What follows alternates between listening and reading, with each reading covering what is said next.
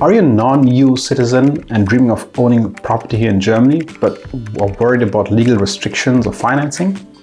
Stick around and I'll guide you through. Hi, my name is Ajay, and in this channel we'll show you how to buy a house here in Germany.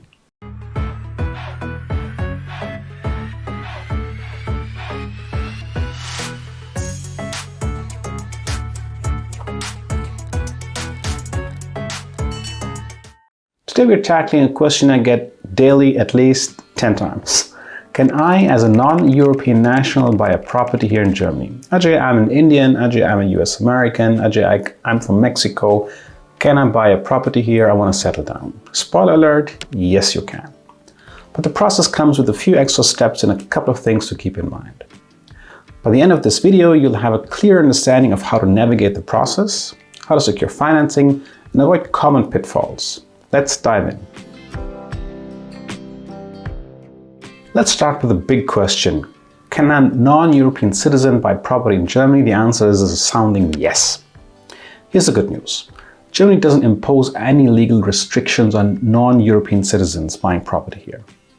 Whether you're interested in a cozy apartment in Berlin or a sprawling villa in Bavaria, you can buy it. Residential, commercially, holiday home, you name it, it's on the table. But, and this is a big but, owning property doesn't grant you residency or a visa. Think of it this way. You can own the house, but it doesn't mean you get the keys to the country. Now, let's talk money. Because let's be honest, buying property isn't cheap. And unless you're sitting on a treasure chest of gold coins, you're probably considering a mortgage. And here's the reality. Non-EU citizens can absolutely get a mortgage here in Germany, but banks will want to see a little extra from you. Think of it as a financial trust exercise. What does that mean? You'll need to have a valid visa or residency permit. This could be a blue card, a permanent residence permit, or even a work visa. Proof of stable income, like a job contract, freelancing income, or business revenue. A decent credit history here in Germany, which basically means no negative remarks on Schufa. We even had a client who came here, I think 6 or 7 months back. Obviously, there's no credit score built up yet, but we got him a good mortgage as well. He's now living in his house with his wife and 2 kids. Now here's where it gets interesting. To sweeten the deal for the bank, you can work with a home loan consultant. These pros know which banks are more flexible with non-European buyers and can help you find better terms. I've pasted the link below in the description so you can be guided by an expert team. Show financial stability, including savings or investments to demonstrate you're a safe bet for the bank. Remember, banks are cautious by nature, but with the right documents and preparation, you can secure financing even as a non-European buyer. Another thing which you need to know, not every bank likes non-German speaking clients. So the tip with the home loan consultant, pick that up. Let's move on to everyone's favorite topic, taxes. Don't roll your eyes just yet. This is crucial information. When buying property in Germany, additional costs typically add up to 10 to 15% of the purchase price.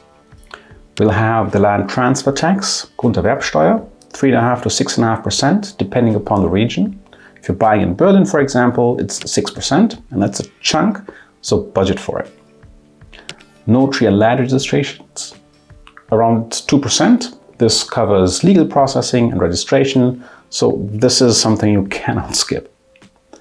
Broker fees, if you're using a broker, expect to pay 3 to 7% of the purchase price plus VAT. Hence, you see typically a 3.57% brokerage fees. And don't forget about ongoing costs like property tax. If you're renting out the property, rental income, not rental income tax, but taxes on the rental income. German tax system loves a good paper trail, so be ready to declare everything. And pro tip, always budget for these extras up front.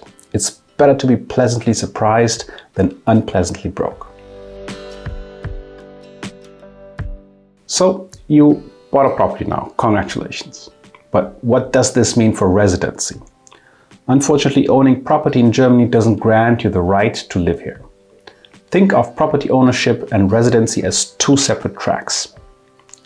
key takeaway here is to treat property ownership as an investment, not a ticket to citizenship. But if you're planning to stay here long term, so anywhere between 7-8 years plus, it can be a valuable part of your overall strategy. Finally, let's talk practical tips. These are the steps that will make your life much easier as a non-European buyer. Research the market. Look for areas with high appreciation potential or strong rental demand. Major cities like Munich, Berlin, Düsseldorf, Hamburg, Stuttgart, Frankfurt are obvious choices. But don't ignore smaller cities like Leipzig or Ulm, or Nuremberg, Augsburg, which often have better yields. Work with trusted professionals. A good home loan consultant, broker, notary are well worth the weight in gold. They'll guide you through the legal and procedural requirements and help and support you every step of the way. Handle language barriers. If you're not fluent in German, hire a translator or work with English-speaking brokers, legal advisors, and home loan consultants.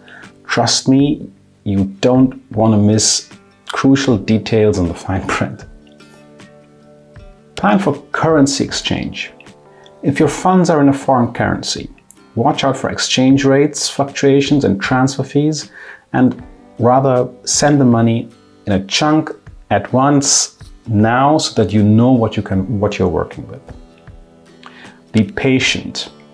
The process can take time, especially with mortgages and documentation. So start early and expect a few months to complete everything. From searching to getting the keys and sleeping the first night in, it's going to take a couple of months. Pro tip, the German property market rewards preparation and patience. Rushing through the process can lead to mistakes you may or will regret. And with this said, see you next time.